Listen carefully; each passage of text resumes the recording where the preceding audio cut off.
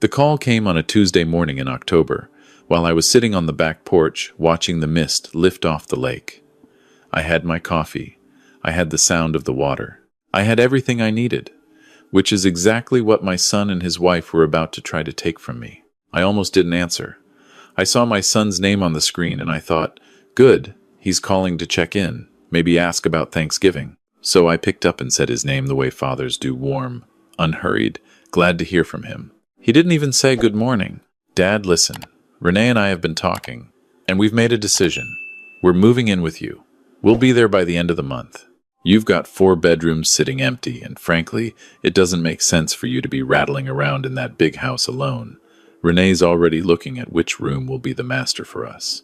Sophie can have the one with the lake view. Oh, and Renee wants you to clear out Carol's studio. She's going to use it for her home business. We'll be there in about 3 weeks, so start making room. He hung up before I said a single word. I sat there holding the phone, watching a heron land on the far dock. The lake was perfectly still. The coffee had gone cold without my noticing. I want you to understand something before I go any further.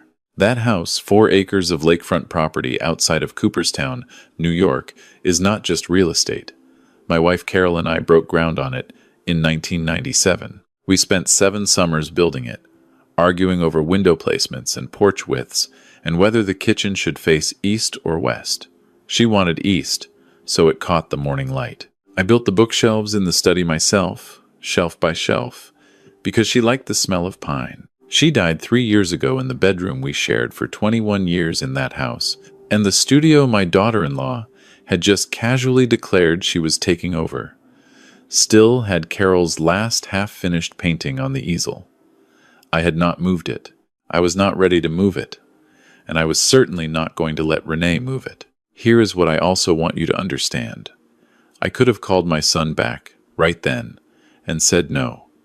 2 letters, 1 syllable, done. But I had learned something in 64 years that I don't think my son's wife had learned in 35. Telling an entitled person no simply resets the clock. It doesn't end anything. If I had said no, Renee would have spent the next 6 months running a campaign. She would have called my son's aunts, his cousins, his college friends. She would have framed me as the difficult old man pushing away his own family. She would have used my granddaughter Sophie like a chess piece, restricting visits until I complied. I had watched her do it before, not to me, but to my son's older sister, and to Renee's own mother, who now spent holidays alone in a condo in Boca Raton. No was not going to be enough. Renee needed to show herself, and I was going to make sure she had every opportunity to do exactly that. I poured out the cold coffee and went inside to make a phone call of my own. His name is Gerald Whitmore, and he has been my attorney since 1989. We went to the same church for 15 years, fished the same river every April, and he handled my wife's estate without charging me a single additional hour when the process took longer than expected. When I told him what my son had said, Gerald was quiet for a moment. "You want to fight it?" he asked. "I want to finish it," I said, permanently, once and for all. We talked for an hour. By the end of that call, we had the beginning of a plan. The first thing I did was contact a property management company I had worked with twice before on a rental property I no longer owned. I told them I needed to rent the main guest suite, the largest bedroom on the 2nd floor, the one with the private bathroom and the sitting area for a minimum of 30 days, beginning November 1st. Short-term rental, legitimate lease, signed paperwork. They found me a tenant within 4 days. A retired schoolteacher from Connecticut named Mrs. Hollis, who wanted somewhere quiet and scenic to spend a month while her own home underwent repairs. She was 67, soft-spoken, and came with 2 cardigan sweaters and a box of crossword puzzles. She was perfect. The second thing I did was have Gerald begin the paperwork to transfer the property into a revocable living trust, with specific language about permitted occupancy. I was the sole trustee. The trust document was thorough and airtight, and spelled out in plain English that no individual could claim residency or occupancy rights without written consent from the trustee. Gerald filed it with the county. It was done before the end of the week. The third thing I did was call my son back. "I've been thinking about what you said," I told him, which was true. I had been thinking about nothing else. You know what? Come on. Come visit. Come spend some time. I'd love to see Sophie. He sounded relieved in a way that told me the call had been harder for him than he let on. My son is not a bad man. He has never been a bad man. He is a man who married a woman with a force of personality he has spent 12 years learning to navigate, and somewhere in those 12 years he forgot that he was allowed to push back. Renee is really excited, he said. I'll bet she is, I thought. Come for the weekend first, I said. Get a feel for it. We'll have dinner, catch up properly. He agreed. They would come in 2 weeks, not 3. Renee apparently wanted to see the space before finalizing her moving timeline. Of course she did. In those 2 weeks, I did not sit idle. I walked through my house the way a stage director walks through a theater before a performance.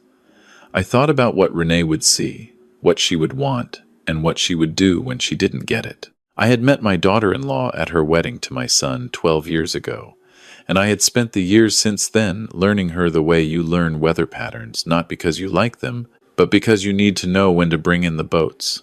Renee was a woman who treated every room she entered as a room she was about to redecorate. She had an eye for value, real estate value, resale value, the kind of value you converted into money. She had grown up in a family that moved often, always chasing slightly better circumstances, and somewhere in that childhood she had decided that owning beautiful things in beautiful spaces was the safest possible proof that she had arrived somewhere worth staying. I did not begrudge her that ambition entirely, but my house was not her proof of anything. I spent 3 evenings carefully packing Carol's most fragile pieces from the studio. Her small pottery collection, her early watercolors, the photographs from our first years together. I moved them to the locked storage room at the back of the garage, which had a deadbolt and which I kept the only key to. I left the studio otherwise intact, including the unfinished painting on the easel. But I covered the easel with a drop cloth because the painting was mine to look at or not look at, and I did not want Renee's eyes on it. I removed the spare house keys from the lockbox beside the front door and replaced them with keys to the garden shed. I had a quiet conversation with Mrs. Hollis before she arrived, explaining that I had family visiting who might not be aware of her rental arrangement, and asked if she would be willing to simply present her lease agreement if anyone questioned her presence. She smiled at me over her crossword puzzle and said, "Honey, I raised 4 teenagers. I can handle a little awkward." The Friday they arrived, it was already dark by the time their car came up the drive. I watched the headlights sweep across the porch from the front window, and I felt something settle in my chest. Not anger, not nervousness, just the steady, quiet patience of a man who has already done all the work and is now simply waiting for events to unfold. I went to the door and opened it before they knocked. My son hugged me the way he does, too brief, slightly stiff, the way men hug when they haven't figured out how to be easy with each other anymore. I held on a second longer than he expected, and I felt him relax a little. Sophie ran past both of us straight to the kitchen, because she remembered I kept the good cookies in the blue tin, and I loved her for that unreservedly. My daughter-in-law walked in behind them and stopped in the entrance hall the way people stop when they're doing math in their head. Her eyes went to the ceiling, to the staircase, to the archway leading to the great room with the lake view. I watched her calculate. "Martin," she said, which is what she called me. Never Dad, never anything warmer. "It's even bigger than I remembered." "It photographs small," I said, which was not true, and we both knew it. I had made dinner. A real one-pot roast, the way Carol used to, with the small potatoes and the rosemary and the good bread from the bakery in town. Sophie ate 2 helpings and told me about her soccer team. My son talked about his job, a project he was managing that was giving him trouble. For a while, over that table, it felt almost like what it used to be. Then Renee said she wanted the tour. She walked through my house the way an assessor walks through a property. She opened closets. She commented on square footage. She stood in Carol's studio for longer than she stood anywhere else, and when she came back out, she said, "This room gets incredible afternoon light. It would make an excellent office." "It's a studio," I said. "For now," she said, and smiled. After dinner, when my son had taken Sophie upstairs to get her ready for bed, Renee sat across from me at the kitchen table with her hands folded and told me what she had decided. She said that she and my son were concerned about me being alone. She said the house was too large for one person and that it made more financial sense for a family to occupy it properly. She said she had already spoken to a decorator, just exploratory, just ideas about what could be done with the East Wing. She said, with the careful language of someone who had rehearsed this, that she thought we could make this work for everyone. I nodded through all of it. I poured her more coffee. I asked her questions about her plans, where she imagined the home office, how she thought the layout would work, what she had in mind for the guest suite. She told me, in some detail. The guest suite, she said, with the private bathroom and the sitting area, would be ideal for her mother. She's been talking about wanting to be closer to us. I nodded at that too. What I did not tell her was that the guest suite was, as of 3 days ago, legally occupied by a retired school teacher from Connecticut who had a signed lease and was, at that very moment, reading a crossword puzzle book in the sitting area Renee had just described as her mother's future bedroom. The next morning I was up at 5:30, as I always am. I made coffee and sat on the back porch and watched the lake come back to itself in the early light. At 7, I heard movement upstairs. At 7:15, I heard something else, a voice, sharp and surprised, in the hallway near the guest suite. Then a second voice, calm and slightly amused. Then footsteps on the stairs, fast. Renee came into the kitchen with the expression of a person who has just discovered something that should not exist. "There is a woman in that bedroom," she said. "That's Mrs. Hollis," I said. "She's renting the suite through November. Good tenant. Very quiet." The silence that followed was the kind that has temperature. "You rented out a room in your house," Renee said, without telling us. "I rented out a room in my house," I said, the way people who own houses do. My son came downstairs 20 minutes later, looking like a man who had already been briefed on the situation and did not know whose side he was supposed to be on. I poured him coffee and told him to sit down. "I want to talk to both of you," I said, "about the house." I set the trust documents on the table.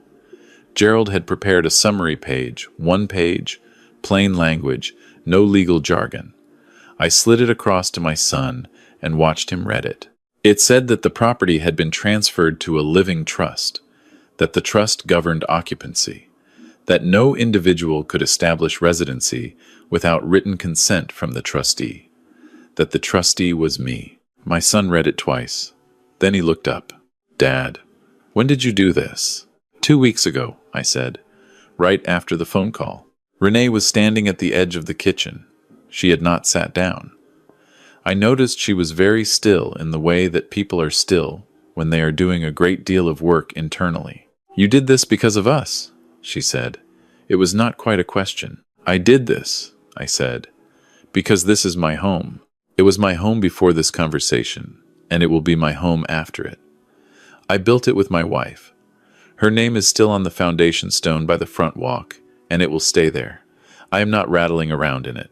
I am living in it, the way she and I always intended to live in it, and I am going to keep living in it." I looked at my son when I said the next part. "You are welcome here anytime. You know that. Sophie can have the Lakeview room whenever you visit, for as long as you want to visit. But this is my house, not a family asset to be divided up, not an opportunity, mine." My son was quiet for a long moment. I watched him the way you watch someone work through something difficult, and I did not rush him. "Renee talked to a decorator," he said finally, quietly. "Before we even came." "I know," I said. He nodded once, slowly, like a man confirming something he had been hoping wasn't true. What happened next is the part I had not fully planned for, and in some ways it was harder than everything else. Renee left the kitchen. I heard her on the phone in the hallway for about 10 minutes.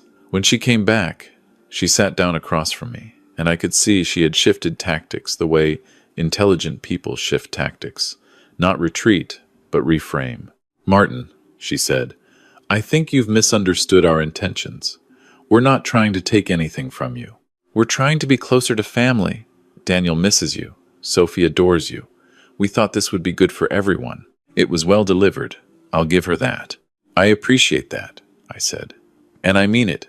Come visit. Come for Christmas. Bring Sophie for the whole summer if you want. I mean that, genuinely. But visiting and moving in are two different things. And I think somewhere in the last few weeks those two things got confused. I paused. Also, Renee, Carol's studio is not going to become your office. It's going to stay exactly as it is, with her things in it, for as long as I'm living in this house. That's not something I'm going to discuss. The name landed the way I knew it would. Renee had never fully understood what Carol meant to me, or perhaps she had understood and found it inconvenient. Either way, the name in that sentence was a line, and we both knew I had drawn it. She looked at me for a moment with an expression I hadn't seen from her before. Not anger exactly. Something more like recalculation. Fine, she said. It should have ended there. It almost did. But Renee was not finished. About a week later, my son called to apologize, and the call was genuine and painful in the way apologies are when the person making them has had to climb over something hard to get to you. He told me he hadn't known about the decorator. He told me he should have called me differently, should have asked instead of announced, and that he was sorry. I told him I knew, and I told him I loved him, and I told him to bring Sophie up before the lake froze over because she had talked about wanting to try ice skating. But Renee had a different call to make. She called my son's aunt Patricia, who is 71 and lives in Rochester, and has always had strong opinions about family unity. She told Patricia that I had become isolated and possibly erratic, that I had installed a stranger in my house and drawn up legal documents to prevent my own family from helping me. She called two of my son's cousins with versions of the same story. She was building something. I recognized the architecture of it, and she was doing it quietly, the way she always operated. I found out about it because my son's aunt Patricia called me directly. I don't know what's going on over there, Patricia said, but Renee called me and honestly, Martin, something about it felt off. What is actually happening? I told her. All of it. The Tuesday morning phone call, the decorator, the studio, the trust documents, Mrs. Hollis, and her crossword puzzles. There was a pause. She called me 3 times this week, Patricia said. I know, I said. She told me you were refusing to let Daniel see you. Patricia, I said. My son called me 4 days ago and we talked for 45 minutes about the best way to winterize a boat engine. He is welcome here whenever he wants to come. Another pause. Longer. All right, she said. All right, Martin. I hear you. I asked Patricia if she would be willing to come for Thanksgiving. I told her to bring whoever she wanted, her son, his kids, anyone who could make the drive. I told her I'd cook. She said yes immediately. Now, I want to be honest with you about something. What I am about to tell you, I did not plan this part. What happened at Thanksgiving was not a trap I set. It was a consequence that arrived on its own, the way consequences do when you have been patient enough to let them. Renee had not expected the table to be full. She and my son arrived the Wednesday before Thanksgiving, and I could see from the driveway that she had not anticipated Patricia's car, or the minivan belonging to my son's cousin Rick, or the unfamiliar sedan that turned out to belong to Rick's mother-in-law, who was in town for the holiday, and whom Patricia had brought along because the woman had nowhere else to go. 11 people around my table. Mrs. Hollis had departed the week prior, her lease completed, a thank you note, and a tin of butter cookies left on the kitchen counter. The house was mine again, fully and unambiguously, and I had set the table with Carol's good dishes and the candles she always insisted on for the holidays, and the centerpiece made of pine and dried lake grass that Sophie and I had assembled together that morning on the back porch. While my granddaughter explained the entire plot of a book she was reading, Renee walked into that house, and I watched her understand that the audience she had been quietly assembling against me was currently sitting in my dining room, waiting to eat my turkey. Dinner was what Thanksgiving should be, loud and warm and slightly chaotic, with Rick's kids trying to teach Sophie a card game she was too young for, and Patricia telling a story about my wife from 40 years ago that made me laugh and ache at the same time. My son sat next to me and helped me with the gravy the way Carol used to let him help when he was 10 years old, standing on a step stool so he could reach the stove. At some point during the meal, Patricia said to Renee casually in front of everyone, "Martin tells me you all had some confusion about the living situation here. Sounds like it got sorted out." Renee smiled. It was a practiced smile, the kind that doesn't reach the eyes. Everything's fine, she said. Good, Patricia said. Because I have to tell you, when you called me, I was worried. But I came here, and Martin's got a beautiful home, and he's clearly doing just fine, so she took a sip of wine. I'm glad it worked out. The table heard it. Not as confrontation, Patricia was too gracious for confrontation, but as a gentle, public accounting. A version of events offered without fanfare. I watched my son's cousin Rick look at Renee with a new kind of attention. The subtle shift of someone who has just received new information and is quietly updating their prior conclusions. Renee said nothing else of significance for the rest of the evening. After dinner, when the kids had moved to the living room and the dishes were being cleared, my son found me on the back porch. It was cold. The lake was going still and dark the way it does in late November, the last of the light sitting low in copper on the far shore. He stood beside me for a while without talking. She called Aunt Patricia, he said eventually. Yes, I said. She called Rick's mom too. And Joanne. He named 2 more relatives. She was trying to build a case. I know. He was quiet. The cold moved across the porch. I didn't know she did that, he said. Or I knew something was happening. I should have asked more questions. You're asking them now, I said. He leaned against the porch railing and looked at the lake, and I looked at him.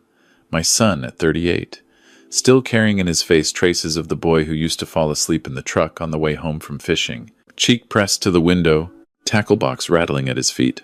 She really wanted this house, he said. It was not a question. Yes, I said.